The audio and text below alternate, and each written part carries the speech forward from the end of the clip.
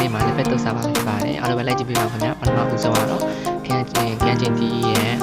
ကော်ဖီရဲ့ဟိုမှာပေါ့နော်ရုပ်သီးစိတ်လေးနဲ့မှာတုံးမှာတော့ပါတီနဲ့ပဲမြေပဲနဲ့တုံးမှာဖြစ်ပါတယ်ပထမဦးဆုံးခန်းချင်းတီးရဲ့ရုပ်သီးစိတ်ရဲ့ကော်ဖီလေးကိုဒီနေ့စိတ်အောင်ဆေးပြီးတော့ဖြစ်ပါမယ်ဒီဆုံးဆေးလိုက်ပါမယ်ဒီစိတ်အောင်ဆေးပါမယ်ဒီတော့လိုက်ပါမယ်ခင်ဗျာရောက်ပါပြီခင်ဗျာပြီးရင်တော့ခန်းချင်းတီးကိုတွဲပါမယ်ခင်ဗျာဒါလည်းကတ်တဲ့ဘူးကျွန်တော်နည်းနည်းတော့ဒီကံကြည့်ပေးပါခင်ဗျာ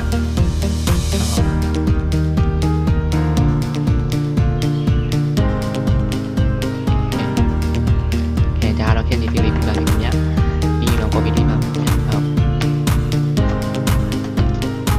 ကော်ပီလေးပြီးသားပြီဆိုတော့ကော်ပီဖတ်တယ်ထည့်ပါမယ်စလုံးလေးကိုကော်ပီရဲ့ပြီးတော့ခင်းချင်းတီးရဲ့ထည့်ပါမယ်ခင်ဗျာခင်းချင်းတီးလေးထည့်လိုက်ပါမယ်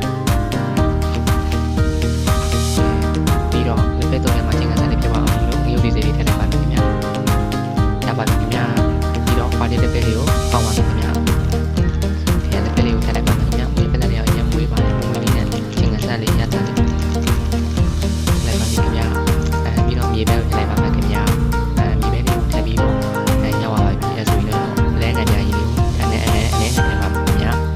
ပြီးတော့ချုံမုံလေးနဲ့ထည့်ပြီးတော့ဒီပဲတော့လေးရရှိပါမယ်ခင်ဗျာအဲဆိုစားကြပါဦးခင်ဗျာချင်းကစားလေးနဲ့လက်ဖက်လေးမှာစားတော့ကောင်းမဲ့ပုံပါပဲအားကြည့်ပါဦးခင်ဗျာကဲအားလုံးပဲစားကြပါခင်ဗျာအဲ့တော့ကျွန်တော်ဝင်တော့တဲ့လက်ဖက်တော့အနေနဲ့တော့မွေးနေရမယ်